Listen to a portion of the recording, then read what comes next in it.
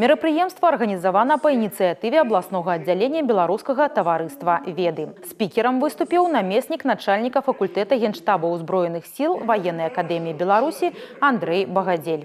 Размова ішла аб трендах маладзёжнай палітыкі, дзяржаўным і партыйным будаўніцтве, а таксама аварыі на Чарнобыльскай АЭС. У кожнага з прысутных была магчымасць задаць спикеру пытанні. Мы поднимем очень много интересных вопросов. Прежде всего, я хочу рассказать о встрече президента с идеологическим активом, с историками, со спикерами. Остановимся на тех нюансах, на которых заострил внимание глава государства. Ну и, конечно же, в целом мы посмотрим, какая ситуация вокруг нашей Республики Беларусь на сегодняшний день, какая вокруг нее военно-политическая ситуация, какая социальная обстановка вокруг нашего государства.